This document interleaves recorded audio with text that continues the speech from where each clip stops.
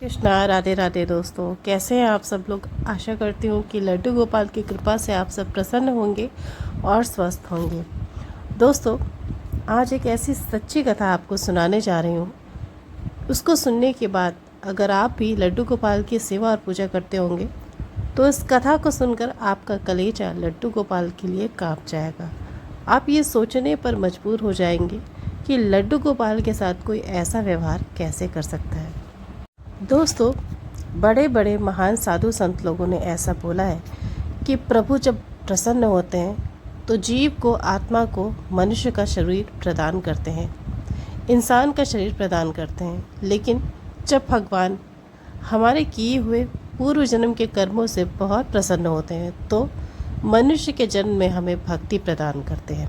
यानी भगवान की भक्ति मिलना ही संसार में सबसे दुर्लभ वस्तु है। और अगर किसी भी मनुष्य को कृष्ण भगवान की भक्ति मिल गई दोस्तों, तो समझ लीजिए कि वो अब कभी भी माया के बंधनों में नहीं बंधेगा। वो सदैव के लिए अपने कर्मों से मुक्त हो चुका है। आज एक मार्मिक कथा आपको सुनाने जा रही हूँ दोस्तों। एक बार की बात है, एक बहुत ही नन्हा सा बच्चा रहता है जिसका नाम होता है नारायण। नारायण एक बहुत ही गरीब परिवार का बच्चा होता है जिसकी माँ कृष्ण भक्त होती हैं, बहुत ही सच्ची भक्त। बहुत गरीब और बहुत ही छोटे गांव में रहने वाला एक छोटा सा गरीब परिवार जो किसी तरह से अपना पेट पालता था और गरीबी में अपना गुजारा करता था।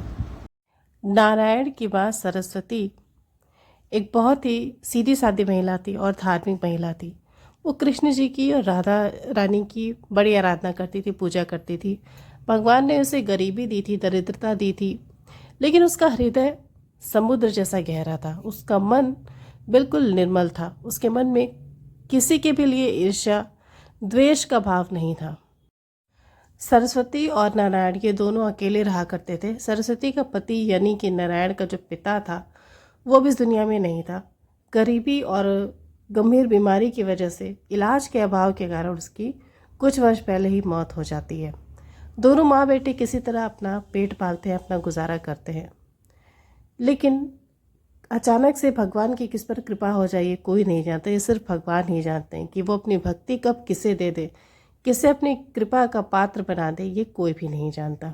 एक बार की बात है जब दोनों माँ बेटे खेत में हल जोत रहे थे, खुदाई कर रहे थे, बहुत ही तेज़ धूप में मेहनत कर रहे थे कि अगर कुछ फसल पैदा हो गई तो शायद उसे बेचकर कुछ दिन हमारा गुजारा अच्छे से होगा। दोनों माँ बेटे बहुत ही तेज़ धूप में मेहनत करते थे। अचानक से एक बार खुदाई करते करते सरस्वती को खेत की ज़मीन से एक छोटी सी लड्डू गोपाल की प्रतिमा मिलती है। जब वो खेत को कोड़ रही होती है, उसका जो हल होता है वो किसी कठोर चीज़ से टकराता है। वो दोनों ही बहुत ज़्यादा आश्चर्यचकित हो जाते हैं कि लगता है कि कोई खजाना या फिर कोई कीमती वस्तु हमें मिलने वाली है। जब वो दोनों बहुत खेत को खोदते हैं तो एक छोटी सी लड्डू गोपाल की प्रतिमा मिलती है। वो दोनों निराश हो जाते हैं क्योंकि वो दोनों बहुत गरीब थे और उन दोनों को ऐसा लगा था कि शायद हमें कुछ धन मिल जाएगा, लेकिन ऐसा नहीं हुआ। बाल गोपाल की एक छोटी सी प्रतिमा उन दोनों को मिली। सरस्वती जैसे ही देखती कि वो लड्डू गोपाल की मूर्ति है, निकालती है और उसे अच्छे से उसकी धूल मिट्टी को साफ करती है, देखती है तो भगवान श्री कृष्ण का बाल रूप रहता है। वो देख के प्रसन्न तो होती है लेकिन फिर निराश हो जाती है। उसका बेटा नारायण उससे पूछता है कि क्या हुआ माँ, तुम निराश क्यों हो गई, उदास क्यों हो गई। सरस्वती बहुत ही उदासी भरी आवाज़ से अपने बेटे से बोलती कि मुझे तो लगा था कि हमें कुछ धन मिलेगा, कुछ सिक्के मिलेंगे, हमारे पास पैसा आएगा, लेकिन ऐसा कुछ भी नहीं हुआ। भगवान की मूर्ति लेकर हम क्या करेंगे जब हमारा नसीब ही खोटा है। मूर्ति मिलने से या भगवान की प्रतिमा मिलने से हमें ना तो कोई खजाना मिलने वाला, ना ही हमारी गरीबी दूर होने वाली है। फिर भी उसका बेटा नारायण जो होता है वो अपनी माँ को एक आशा बंधाता है कि नहीं माँ, भगवान के बारे में कभी ऐसा नहीं बोलते, तुमने ही मुझे बचपन से ये बात सिखाई है। नारायण बड़े प्यार से लड्डू गोपाल की मूर्ति को ज़मीन से निकालता है, उसे गंगा जल से धुलता है और अपने घर में विराजमान कर देता है। अब ना तो उस बच्चे को किसी ने राह दिखाई, ना तो उसे किसी ने सलाह दी। वो रोज़ लड्डू गोपाल की सेवा करने लग गया। उसकी माँ जब रोज़ सुबह खाना बनाने के बाद खेत में काम करने जाती थी तो उससे कहती थी कि तू जल्दी चल, बहुत देर लगाता है। लेकिन नारायण जब तक लड्डू गोपाल की पूजा नहीं कर लेता था, उन्हें भोग नहीं लगा देता था, तब तक वो खेत पर काम करने जाता ही नहीं था। उसकी माँ उसे बहुत समझाती थी कि हमें इससे कुछ भी नहीं मिलने वाला, हमारी गरीबी, हमारी समस्या, दुख ऐसे ही रहेगा, हम कभी अमीर होने वाले नहीं हैं, हमारे दुख कभी भी नहीं दूर होंगे। लेकिन फिर भी दोस्तों, बच्चों का मन जो होता है वो इतना स्वच्छ होता है, इतना निर्मल होता है कि वो चाहते हुए भी किसी का बुरा नहीं कर सकते। ऐसे ही नारायण अब रोज़ लड्डू गोपाल की सेवा करने लगा। चूँकि सरस्वती का बेटा रोज़ बाल गोपाल की सेवा करता था, तो अब कहीं ना कहीं सरस्वती भी जो है वो लड्डू गोपाल से जुड़ने लगी थी। उन्हें भी, उसे भी लड्डू गोपाल के लिए उसके मन में भी स्नेह आ गया, भाव आ गया। अब दोनों माँ बेटा बड़े प्रेम से उनकी सेवा करते थे, जबकि मन में ये विश्वास था कि दुख तो हमें अपना झेलना है, कभी हमारी गरीबी नहीं दूर होनी है। सरस्वती के गांव में ही थोड़ी दूर पर एक बहुत ही बड़ी हवेली थी, जहाँ पर बहुत सुंदर बगीचा था, बहुत ढेर सारे फूल वहाँ पर हुआ करते थे। एक बार नारायण अपनी माँ के साथ वहाँ से गुजर रहा था। उसने देखा कि पेड़ पर पीले पीले बहुत ही सुंदर कनेर के फूल लगे हुए हैं। नारायण की इच्छा हुई कि लाओ थोड़े से फूल तोड़कर लड्डू गोपाल को चढ़ाने के लिए ले जाते हैं। नारायण अपनी माँ से बोलता है कि माँ मुझे फूल तोड़ने हैं। उसकी माँ उसे मना करती, लेकिन वो नहीं मानता है। वो दीवार पर चढ़कर ढेर सारे फूल तोड़ ले आता है और घर आकर लड्डू गोपाल को अर्पित कर देता है। रात होती है, दोनों खाना खाकर सो जाते हैं। अगले दिन फिर दोनों काम पे जाते हैं और घर से, खेत से लौटते समय फिर नारायण को उस दिन बहुत ही सुंदर नारंगी रंग के फूल उस बगीचे में नजर आते हैं। नारायण फिर उन फूलों को तोड़ने की अपनी माँ से जिद करता है। उसे समझाती कि अगर तुझे किसी ने देख लिया तो बहुत मार पड़ेगी, लेकिन फूल तो लड्डू गोपाल के लिए लेने थे, इसलिए नारायण का मन नहीं माना। वो दीवार पे चढ़ के बहुत ढेर सारे फूल तोड़ लाया, लड्डू गोपाल को उन सुंदर फूलों की माला बनाकर पहनाई। उस दिन नारायण बहुत प्रसन्न था, क्योंकि नारंगी रंग के फूलों की माला में भगवान श्री कृष्ण बहुत ही सुंदर प्रतीत हो रहे थे। दोनों माँ बेटे रात में खाना खाकर सो गए। उसी दिन नारायण को एक बड़ा ही सुंदर सा लड्डू गोपाल का सपना आया। उसके सपने में उसके बाल गोपाल आए और उन्होंने नारायण से बोला कि आज तुमने मुझे जो नारंगी फूलों की माला अपने हाथों से गूंथ कर पहनाई, वो मुझे बहुत पसंद आई। कल तो मुझे सफ़ेद फूलों की माला पहनाना। मेरी बहुत इच्छा है कि तुम अपने हाथों से मेरे लिए सफ़ेद फूल तोड़ो और उनकी माला गूंथ कर मुझे पहनाओ। नारायण की नींद इस सुंदर सपने को देखने के बाद खुल जाती है। वो देखता है तो भोर हो चुकी होती है, सूरज उग रहा होता है। वो उठता है, मुंह धोता है, नहाता और खेत पर काम करने के लिए तैयार हो जाता है। माँ बेटे दोनों रोज़ की तरह निकल जाते हैं, लेकिन आज का दिन नारायण के लिए कोई आसान नहीं था। खेत पर काम करने के बाद वहाँ से लौटते समय उसे सफ़ेद फूल तोड़ने थे, क्योंकि उसके सपने में लड्डू गोपाल ने उससे बोला था कि कल मुझे सफ़ेद फूलों की माला पहननी है। नारायण उस हवेली के पास पहुंचता है और सफ़ेद फूल ढूंढने लगता है।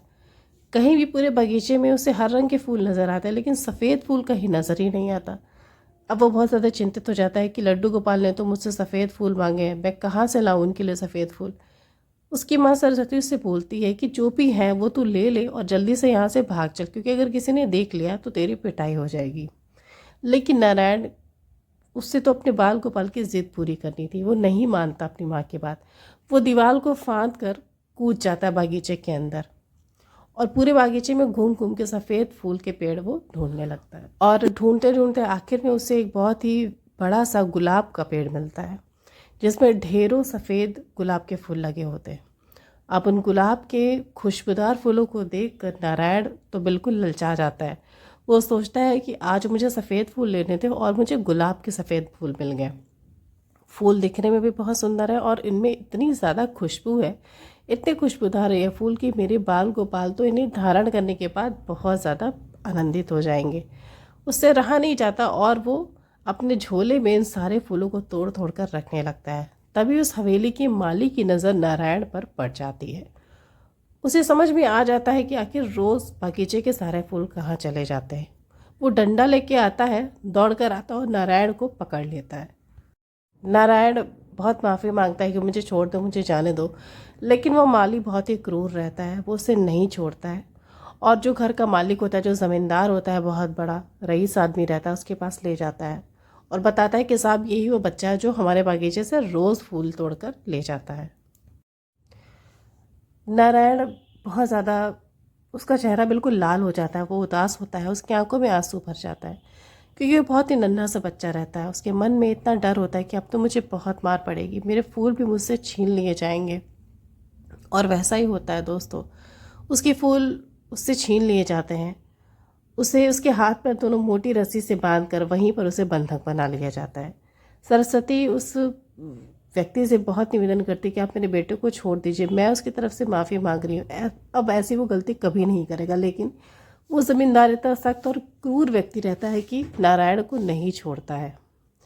बहुत दिनों तक वो उसे अपने हवेली में बंधक बनाकर रखता है और सरस्वती से घर जाने को कहता है। लेकिन सरस्वती के प्राण तो अपने बेटे में अटके हुए थे, वो अपने बेटे को वहाँ पर उस स्थिति में छोड़कर कैसे जाती। उस ज़मींदार के पैरों पर गिर कर बार बार उसे निवेदन करती कि मेरे बेटे को छोड़ दीजिए, लेकिन वो नहीं मानता। दोस्तों, बहुत दिन बीत जाते हैं, महीनों बीत जाते हैं। नारायण उसी स्थिति में वहाँ पर बंधा रहता है। उसे ना तो खाना मिलता है, ना पीना मिलता है। दोनों माँ बेटे की हालत बहुत ख़राब होती है। नारायण बार बार उस व्यक्ति से क्षमा मांगता है कि मेरे लड्डू गोपाल घर पे मेरी प्रतीक्षा कर रहे होंगे। उन्होंने मुझसे सफ़ेद फूल मांगे थे, आप मुझे छोड़ दीजिए। देखिए मेरे सारे फूल मुरझा गए, अब मैं क्या लेकर लड्डू गोपाल के पास जाऊंगा। लेकिन वो व्यक्ति जो रहता है वो बहुत क्रूर रहता है, वो छोड़ने का नाम ही नहीं लेता उसे। उस हवेली में जो पहरेदारी होती है वो इतनी सख्त होती कि उससे कोई भी वहाँ से निकलना बहुत मुश्किल था। तो महीनों बीत जाते हैं, वर्षों बीत जाते हैं, नारायण और उसकी माँ वहीं पर रहते हैं। अब वो व्यक्ति नारायण को अपने घर का नौकर बना लेता है, उससे घर का सारा काम कराता है और सरस्वती भी उसके साथ साथ उस हवेली का सारा काम करती है, क्योंकि दोनों वहाँ से कभी निकल नहीं पाते हैं। धीरे धीरे नारायण बड़ा हो जाता है और सरस्वती बहुत बुढ़ी हो जाती है और उसकी मृत्यु हो जाती है। करीब 15-20 साल बीत जाते हैं। जब नारायण थोड़ा समझदार हो जाता है, युवक हो जाता है, जब उसे ये समझ में आता है कि मुझे यहाँ से निकलना, अपने लड्डू गोपाल के पास जाना है, वो मन ही मन उनसे बहुत प्रार्थना करता है कि प्रभु, मुझे आपको देखने की बहुत इच्छा है, अब आप ही कोई रास्ता निकालिए। बहुत समय हो गया, मुझे आपको देखना है, मैं अपनी इच्छा से तो यहाँ से नहीं निकल सकता हूँ, आप ही कुछ करिए और मुझे यहाँ से निकालिए। नारायण को बार बार अपने लड्डू गोपाल का सपना याद आ रहा था और बार बार लड्डू गोपाल की सारी लीलाएँ याद आ रही थी। तभी उसे ये भी याद आया कि जब वो उस दिन अपने घर से निकला तो बाल गोपाल को शयन करा के गया था, अपने लड्डू गोपाल को सुला कर गया था और उनसे ये वादा करके गया था कि मैं आऊँगा तो आपके लिए फूल लेकर आऊँगा और तभी आपको जगाकर भोग दूँगा। लेकिन उसके बाद नारायण ना तो अपने घर पहुँचा, ना ही लड्डू गोपाल को जगाया। अभी तक उसके लड्डू गोपाल उसके घर में पड़े सो रहे थे और करीब 20 वर्ष बीत चुके थे। नारायण के मन में इतनी ज़्यादा ग्लानि भरी थी अपने बाल गोपाल के लिए कि जिसे शब्दों में नहीं बयान किया जा सकता। वो अपने आप को बार बार कोसता था कि मैं इतने वर्षों तक बाल गोपाल के पास नहीं गया और ना तो उन्हें उठाया। आखिर वो कब तक सोते रहेंगे, उन्हें कितनी प्यास लगी होगी, कितनी भूख लगी होगी, मैंने कितने पाप किए, कई जन्मों तक मेरा ये पाप नहीं मिटेगा। लेकिन दोस्तों, समय एक न एक दिन ज़रूर बदलता है। उस ज़मींदार की तबीयत बहुत ज़्यादा ख़राब रहने लगी, वो भी वृद्ध हो गया। एक दिन उसे नारायण पर दया आ गई। उसने नारायण से बोला कि मैंने तुम्हारे साथ बहुत दुष्कर्म किए, बहुत कुकर्म किए हैं, मैंने कभी भी तुम पर दया नहीं खाई, तुम्हें बंदी बनाकर रखा, तुम्हें तुम्हारे लड्डू गोपाल से दूर किया। मैं आज तुम्हें स्वतंत्र कर रहा हूँ, तुम जल्दी से जाओ अपने लड्डू गोपाल के पास। और थोड़ी देर के बाद ज़मींदार की मृत्यु हो जाती है। नारायण को वहाँ से आज़ाद कर दिया जाता है। वो आज़ाद तो हो जाता है, लेकिन उसका सब कुछ अब एक तरह से ख़त्म हो चुका रहता है, क्योंकि उसकी माँ मर चुकी होती है, उसकी आधी दुनिया ख़त्म हो चुकी रहती है। वो सोचता है कि मैं घर जाके अपने लड्डू गोपाल से आके कैसे मिलाऊंगा। अभी तक वो सो रहे होंगे, मैं कैसे उन्हें जगाऊंगा। क्या इतने वर्षों तक भगवान को कोई सोता हुआ छोड़ता है? मैंने कितने अपराध किए हैं, ये अपराध तो शायद मेरे कभी क्षमा भी नहीं होंगे। नारायण अपने दोनों आंखों में आंसू लिए हुए अपनी झोपड़ी तक पहुंचता है। उसकी हिम्मत नहीं होती कि मैं अपनी कुटिया के अंदर कैसे जाऊं, लेकिन फिर भी वो इस लालसा में अंदर जाता है कि मेरे बाल गोपाल मुझे मिलेंगे, उनके दर्शन होंगे मुझे। जैसे ही वो अंदर जाता है, वो जो दृश्य देखता है, वो देखने के बाद उसके पैरों तले ज़मीन खिसक जाती है। नारायण देखता है कि उसकी झोपड़ी अंदर से अब वैसे बिल्कुल नहीं है जैसी पहले थी। टूटी फूटी, सूखे पत्ते और घास फूस से बनी हुई उसकी पूरी झोपड़ी एक सुंदर सा महल बन चुकी है, जिसमें ढेर सारे धन और खजाने भरे हुए हैं। उसका जो छोटा सा घर था जिसमें टूटे फूटे बर्तन, टूटे फूटे सामान हुआ करते थे, वो सब कुछ अब बिल्कुल नहीं है। उसका पूरा घर धन संपदा से भरा है और वहीं पर बीच में उसके बाल गोपाल विराजमान हैं, जो बहुत ही सुंदर सी पोशाक धारण किए हुए। उनके चेहरे पर वही मुस्कान है जो नारायण छोड़ कर गया था। उसके लड्डू गोपाल उसे देखकर मुस्कुराते हुए उसी तरह भाव दे रहे हैं। और दोस्तों, आश्चर्य की बात तो ये है कि उसके लड्डू गोपाल के गले में वही गुलाब के फूलों का हार है, जो गुलाब के फूल उस दिन नारायण ने अपने हाथों से हवेली के बागीचे से चुने थे। उस हार से वही सुंदर खुशबू आ रही है जो उसके तोड़े हुए गुलाबों से आ रही थी। और यह दृश्य देखकर नारायण की आंखों में आंसू आ जाते हैं, प्रेम के आंसू, भक्ति के आंसू। नारायण अपनी भावनाओं को नहीं रोक पाता और लड्डू गोपाल को अपने सीने से लगा लेता है। दोस्तों, भक्ति करते हुए जब भक्त भगवान से जुड़ जाता है, अपने आप को भगवान का अंश मानने लगता है, तो अगर कभी दुख और आपदा की वजह से वो प्रभु का विस्मरण कर दे, लेकिन भगवान कभी भी अपने अंश को, अपने भक्त को भूलते ही नहीं। वो हर क्षण भक्त का ख्याल रखते हैं। जब उनका भक्त उनकी सेवा में असमर्थ होता है, तब वो स्वयं अपने भक्त की सेवा का बेड़ा उठा लेते हैं। वो दिन नारायण के जीवन का सबसे सौभाग्य भरा और सबसे खूबसूरत दिन था, क्योंकि उस दिन उसके लड्डू गोपाल उसको वापस मिल गए। और उस दिन उसके लड्डू गोपाल ने उसके साथ इतनी बड़ी लीला की। वही हार फूलों से बने हुए जो उसे पहनाने के लिए वो इतने वर्षों तक तरसता रहा, वो लड्डू गोपाल के पास कैसे पहुंचा ये कोई नहीं जानता। ये तो लड्डू गोपाल की लीला थी। नारायण की माँ सरस्वती हमेशा दुखी रहती थी कि उसकी गरीबी कभी नहीं दूर होती। मेरा बेटा कभी भी पेट भर के खाना नहीं खा पाता, हमेशा हम गरीबी से जूझते रहे, लेकिन लड्डू गोपाल ने उसकी सारी दुख तकलीफ़ों को दूर कर दिया। एक बच्चे का मन इतना निर्मल होता है दोस्तों, जितना हम बड़ों का कभी नहीं हो सकता, क्योंकि उसके मन में राग द्वेष जैसा कुछ भी नहीं होता। नारायण चाहता तो लड्डू गोपाल के लिए फूल तोड़ने नहीं जाता, वो डर जाता कि मुझे मार पड़ेगी। लेकिन उसके मन में अपने बाल गोपाल के लिए इतना ज़्यादा भाव था कि वो मार तक खाने के लिए तैयार था। और लड्डू गोपाल के लिए उसने इतने वर्षों की कैद को, इतने वर्ष वो बंदी बन के रहा, अपने लड्डू गोपाल को याद करता रहा। और आखिर में आज वो लड्डू गोपाल से मिला और उसकी सारी तकलीफ़ें दूर हो गईं।